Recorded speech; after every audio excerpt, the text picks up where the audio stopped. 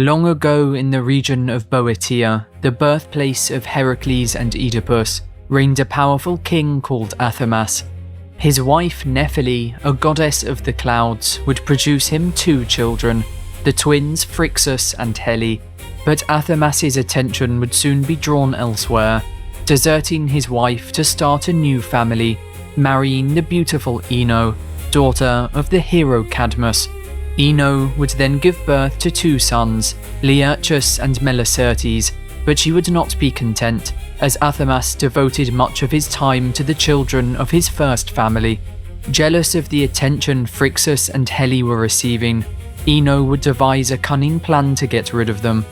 Secretly burning all the city's seeds, she had ensured that the next harvest could not be sown, with all the local farmers terrified of the famine that was about to come. In desperation, they would send a small band of messengers to seek assistance from the Oracle of Delphi. But it was just as she had planned, with Ino bribing all the messengers on their return. With their bribes in hand, the group of messengers would follow Ino's instructions, lying to King Athamas and telling him that the only way to avoid famine was to sacrifice his firstborn son Phrixus. With his people on the brink of starvation, Athamas saw no other choice, reluctantly agreeing to their demands. But just as Phrixus was about to be sacrificed, his mother, the goddess Nephele, wanting to save her son, would appear before him. Next to her stood a gift from the god Hermes, a winged ram covered in a beautiful fleece of gold, a sight so mesmerizing that all those who saw it were stopped in their tracks. Telling her son to escape, Phrixus would mount the ram, taking with him his twin sister Helle. Flying out of the city, they would make their way east, but as they crossed the sea on the way to Colchis, Helle would look down, becoming nauseous at the sight of the waves below. Falling off the ram, she would plummet into the water, but no matter how hard she tried, she could not reach her brother's hand, with the waves soon consuming her.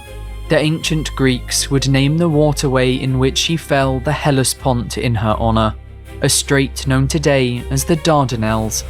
Mourning the loss of his sister, Phrixus would continue his journey, soon landing in the kingdom of Colchis, where he would be welcomed by King Aeetes, child of the sun god Helios.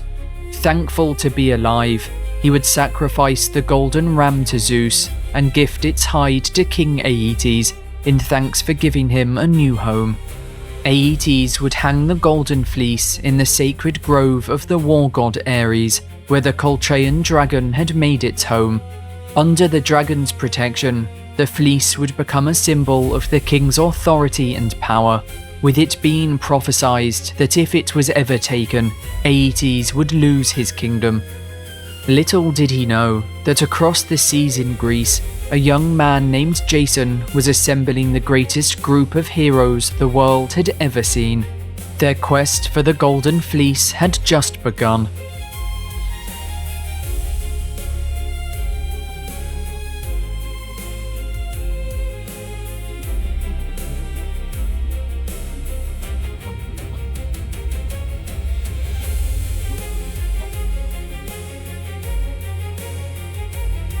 "40 years earlier, Tyro, daughter of King Salamenus, had fallen in love with the river god Olympus. However, unfortunately for Tyro, Olympus would reject her advances. Seeing the events unfold from Mount Olympus, Poseidon, the god of the sea, would decide to take advantage of her affections. Taking the form of Olympus, Poseidon would descend to earth, seducing Tyro, with the two spending a night together. As the next day dawned, Poseidon would reveal that he was not Olympus at all, but rather the god of the sea. Shocked at the deception, Tyro would also be informed that she would soon give birth to 2 sons, but that she must keep the affair a secret. And so, when the time came and she gave birth to 2 boys, Tyro would leave them in the wild to die. But as the children of Poseidon, they possessed great strength, surviving long enough until a local herdsman stumbled across them. Saving the twins, he would raise them as his own. naming one Pelias and the other Neleus. However, having returned to the kingdom of Iolcus, Tyro had married her uncle King Cretheus, with her bearing him 3 sons, the eldest Aeson, as well as Pheres and Amathion. As the years went on, they too would have sons of their own, with Aeson, the rightful heir to the throne, having a boy named Jason. But King Cretheus, having now ruled his kingdom for almost 50 years, had reached the end of his life, passing on to the realm of the dead. Upon the king's death, and having mourned his father's passing, Aeson would be ready to inherit the throne, but it was at this moment Pelias, the firstborn of Tyro and Poseidon, who had been left in the wild to die, would claim the kingdom of Iolcus as his own, sending in his armies to take the city by force. Fearing for the life of his infant son Jason, Aeson smuggled the boy out of the city, leaving him with the centaur Chiron to be raised.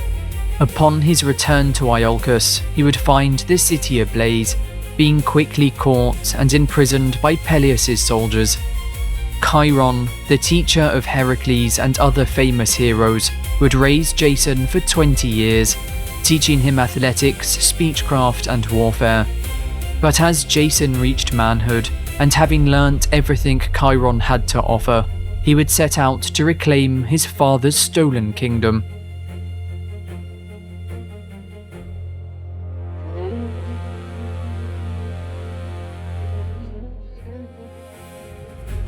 Beginning the journey back to Iolcus, Jason would soon come across a river, its harsh current making it difficult to cross. On his side of the stream sat an old woman unable to pass, with Jason offering to carry her across on his back. But as he did so, the swift current would remove one of his sandals, with him forced to continue his journey with one foot bare. However, back in Iolcus, King Pelias, having just asked an oracle the way in which he would die, was advised to be wary of a man with one sandal. It was at this moment that Jason arrived at the palace, demanding that the kingdom be given to him. Seeing Jason was wearing only one sandal, and hearing the townspeople cheer his return, Pelias realised he could not simply have him killed, so instead came up with a devious plan. He would challenge Jason to retrieve the famous Golden Fleece from Colchis, an item said to be more valuable than anything else on Earth. If he was able to retrieve the fleece, Pelias promised to forfeit the kingdom, being certain that Jason would die along the way. With his honour on the line, Jason would accept Pelias' offer, but knowing of the dangers that lay ahead, would begin to gather the greatest heroes the world had ever seen.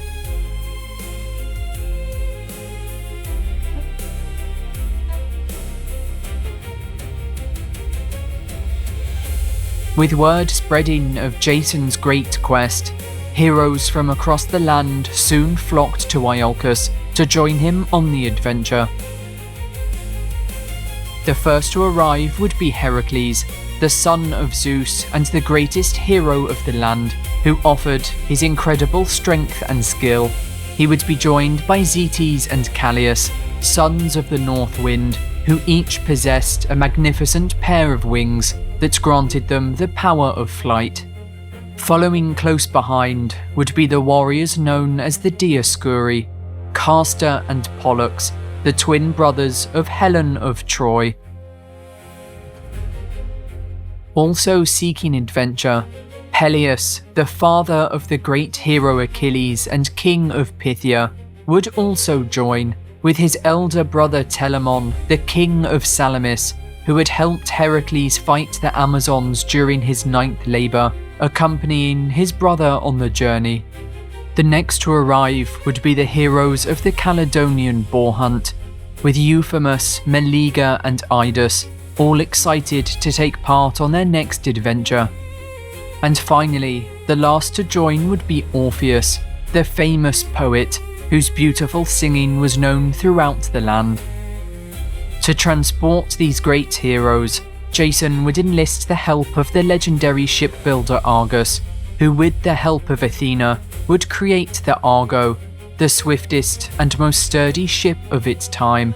As they set sail and their great voyage began, Jason and his companions would name themselves the Argonauts after the ship, with the Greek translation of Argo meaning swift and naut meaning sailor.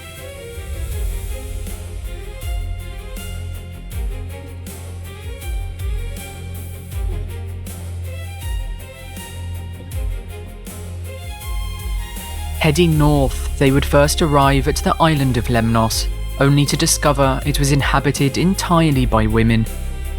Many years ago, the women of the island had been devoted followers of Aphrodite, the goddess of love and beauty, but their devotion to the goddess had begun to wane, with her temple falling into ruin. Outraged, Aphrodite would curse the women, causing them to emit a horrible stench, with each of their husbands choosing to sleep with their female slaves rather than spend time with their wives. The women, neglected and feeling betrayed by their husbands, would decide to murder every male inhabitant of the island, including every boy, with them spending many years alone until the Argonauts' arrival.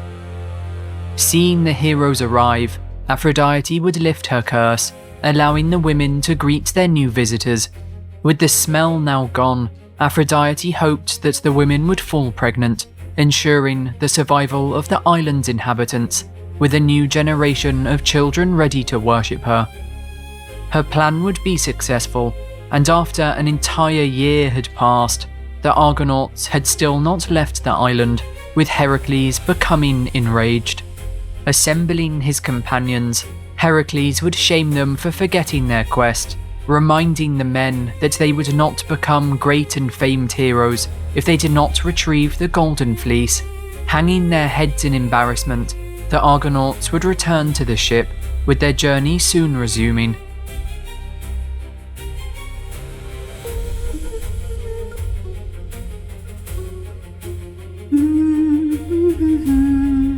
Continuing east, the Argonauts would pass Troy, soon sailing through the Hellespont, where Helle had fallen all those years ago.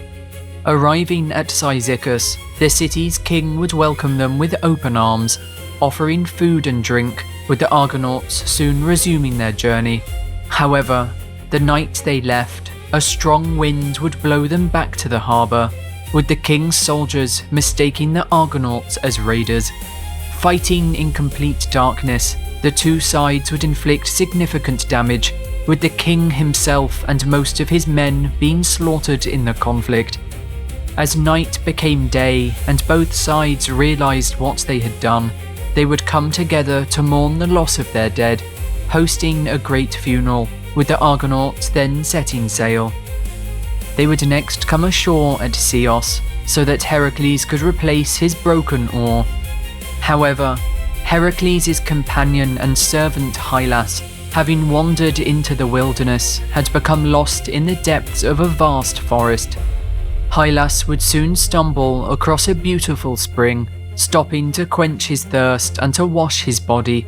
However, the spring was home to a group of water nymphs, who upon seeing the young man, the first man they had ever seen, would fall in love.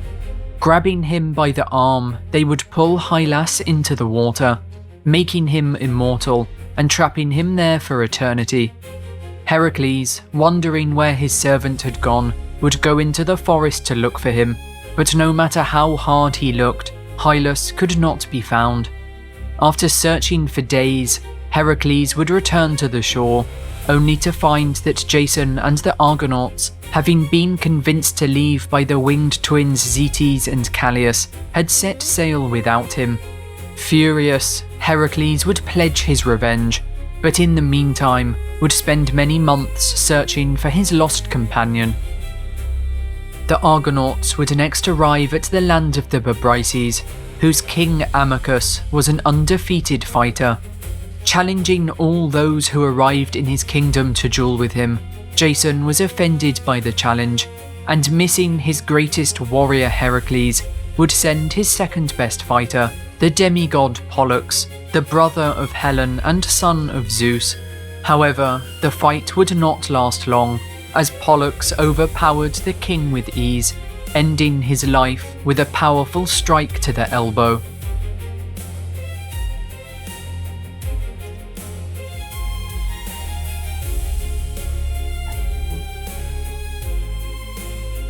They would next sail to the kingdom of Thrace, where King Phineus, a blind prophet, was tormented by winged monsters known as harpies, who every morning and evening would steal his food for themselves. Chasing away the harpies, the Argonauts would gain the gratitude of the blind king, who would use his power of prophecy to reveal how to overcome the next challenge that awaited them. They were to sail through the clashing rocks, which guarded the entrance to the Black Sea. No ship had ever passed through intact, with Phineus instructing Jason to let a dove lead the way. If the dove was crushed, Jason was not fated to pass, but if it made it through alive, Jason was to follow after. They would then thank the king and resume their journey. Soon reaching the clashing rocks, they would release the dove as instructed, with it passing through unharmed. Seeing this, Jason knew they were safe to follow, with the Argonauts successfully making it to the Black Sea. With the Argo having successfully passed through, the clashing rocks would come to rest, with every ship thereafter able to use the passage.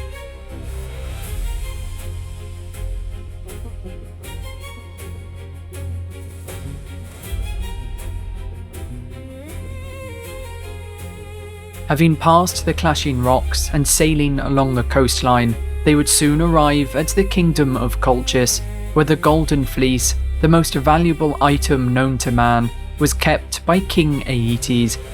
Arriving in his palace, Aeetes would show hospitality to the Argonauts, but would refuse to give up the fleece, as he had been informed by an oracle that he would lose his kingdom if the fleece was ever taken, and so decided to set Jason a number of impossible tasks. In exchange for the fleece, Jason would have to tame a pair of fire-breathing bulls with bronze hooves before sowing a field with dragon's teeth. But while the tasks were impossible even for Jason, he had a friend on Olympus who now came to his aid. For long ago, he had carried an old woman across a river out of kindness, not knowing that she was none other than Hera, queen of the gods, who had come down to earth in disguise. Hera would now repay the debt, making Medea, the beautiful daughter of King Aeetes, fall in love with Jason. Medea was a powerful witch and would offer Jason her aid, giving him a magic ointment that would make him impervious to fire for a single day. Using the ointment, Jason would manage to tame the fire-breathing bulls, as well as sow the dragon's teeth, with the Argonauts and a crowd of spectators cheering him on.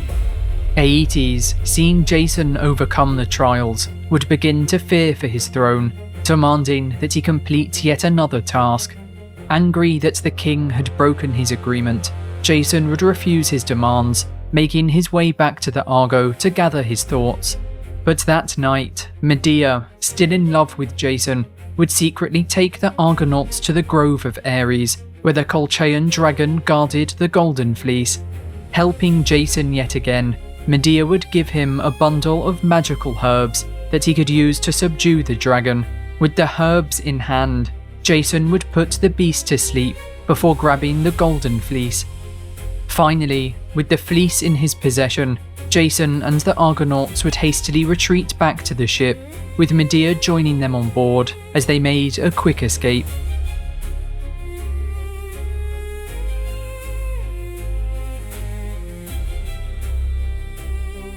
As morning came, King Aeetes awoke to discover that the Golden Fleece had been taken, with him quickly assembling a fleet of ships to head out in pursuit.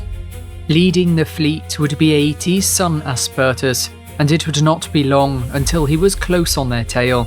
Medea, seeing her brother Aspertus closing in on them, and knowing they could not outrun such a large fleet, would ask the Argo to be halted, so she could bring her brother on board to discuss peace talks.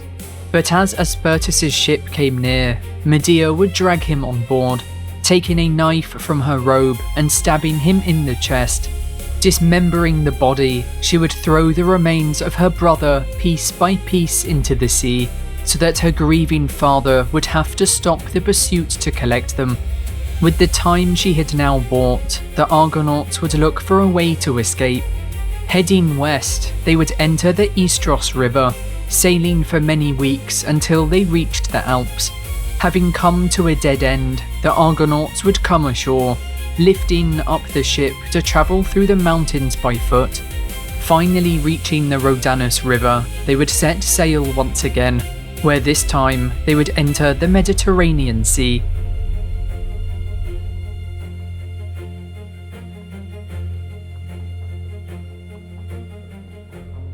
Heading east, Medea would direct them towards the island of Aea, where her aunt Circe, a powerful witch, had made her home.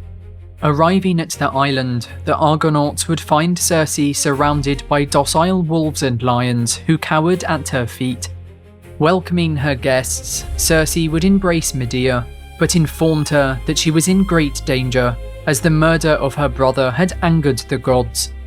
That night, to cleanse them of their crimes, Circe would perform a great ritual sacrifice to Zeus, who, flattered by the ceremony, would pardon Medea for killing her brother.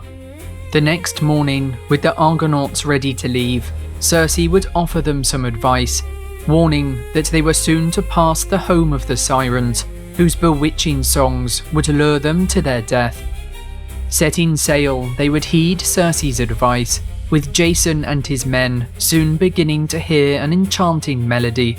It was at this moment that Orpheus, the famous poet, would take out his lyre and begin to play his beautiful songs that would grow louder and louder as they drowned out the sirens' call. Only when they had passed by safely would Orpheus put down his lyre, with all the men on board cheering and thanking him for saving their lives. Heading back to Greece, their next stop would be the island of Syria, home to the Phaeacians, a kind people who welcomed them with open arms. After facing so many dangers, they would rest on the island for a few weeks, with Jason and Medea hosting a great wedding during their time there. Now married, they would take to the sea once again, finally heading home to Greece. But the love and joy on board the ship would not last long, for a great storm would blow them off course, all the way down to the African coastline, where the Argo would become stranded in the sand.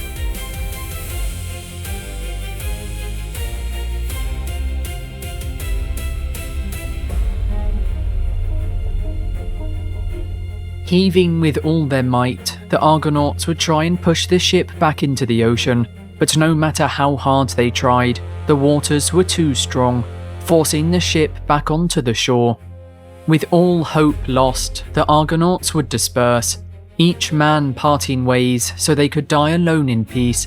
Certain that his quest had come to an end, Jason would give in to despair, with the only sounds he could hear being the distant weeping of his men. That night, as Jason looked up to the stars, the gods would take pity on him, sending the guardian goddesses of Libya to his aid. Appearing before him, they would inform the hero that he must gather his crew and carry the Argo west until he reached Lake Triton, where he could set sail once again. Filled with relief, for 12 days and nights, Jason and the Argonauts would carry their ship across the vast Libyan desert, passing the Garden of the Hesperides until they finally reached their destination. Arriving at the lake, the god Triton, a son of Poseidon, would direct them north, highlighting a path that led them out to the Mediterranean Sea. Finally heading home, and with Greece in their sight, they would decide to take one final rest on the island of Crete. But unknown to them, the island was home to Talos, a bronze giant that patrolled the shore 3 times each day, destroying any ship that approached. Powerless against the giant, the Argonauts would run in terror, with there being nowhere to hide on the beach. But Medea, using her magic, would soon be able to identify Talos's one weakness, a large bronze nail in the side of his ankle that prevented his divine blood from pouring out. Stopping the giant, Medea would tell Talos that she was a powerful witch and could make him immortal. The only thing he had to do was follow her instructions. Claiming that it was the nail in his foot that kept him from becoming immortal, and Talos never having talked to a human would be easily tricked, reaching down and pulling out the nail. With his blood pouring out, Talos would fall down to the ground, never to torment travelers again. With the giant defeated, the Argonauts would board their ship, soon reaching the kingdom of Iolcus. After many years of travel, and with the Golden Fleece in hand, Jason was finally ready to reclaim his homeland.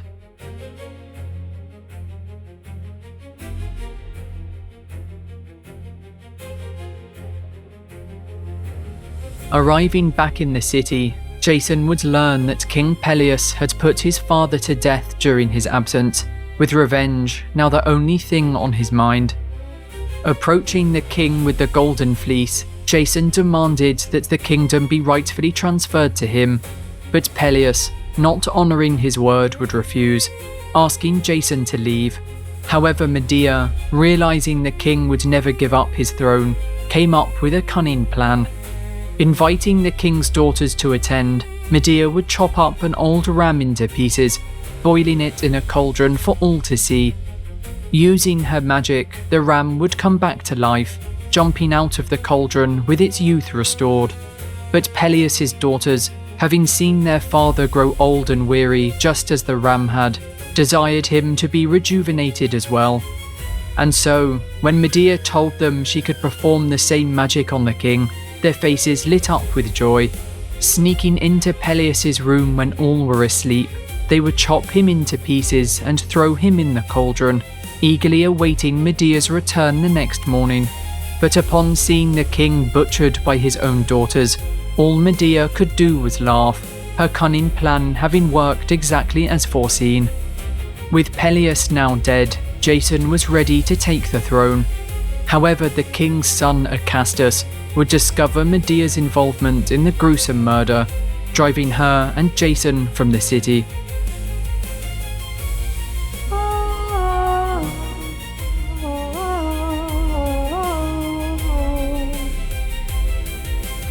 Travelling south, they would find a new home in the city of Corinth, with Jason taking the Golden Fleece and hanging it in the Temple of Zeus, leaving his life of adventure behind.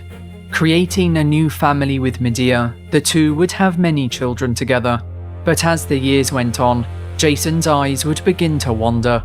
Craving the fame and fortune of his youth, he would look for a wife that he could use to rise through the ranks of society, abandoning Medea and his family to marry the Princess Creusa.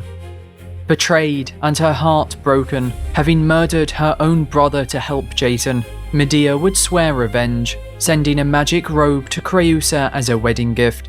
As soon as the robe touched her skin, Creusa's flesh would begin to burn, with her letting out a scream of agony. Her elderly father would attempt to save her, but upon touching the robe, he too would begin to burn, with the pair dying together in front of Jason's tearful eyes. Horrified at the death of his new wife, Jason, knowing who had sent the cursed robe, would draw his sword and rush to confront Medea. But upon finding her, he would discover the true extent of her rage. For at her feet lay the dead bodies of their two sons, Alcamenes and Tysander, with blood still dripping from the dagger Medea had used to kill them. Dropping to his knees, Jason would begin to weep, with Medea flying off in the chariot of her grandfather, the sun god Helios, her final act of revenge complete. Jason would go on to live the rest of his life as a lonely man, never finding love and producing no more children. Clinging on to the memories of his youth, Jason would often visit the Argo, which had been deserted on the shore. With many years having passed and Jason now an old man, one day while he was lying under the ship, its rotting stern would collapse, crushing him below. The ship that had once brought him fame and fortune would now be the very thing that brought his life to an end. As for Medea, she would flee to the city of Athens, gaining refuge and using her beauty to seduce King Augeas. Becoming queen, she would bear him a son, but her rise to power would soon be challenged, when the city's rightful heir, the great hero Theseus, would return to claim the throne.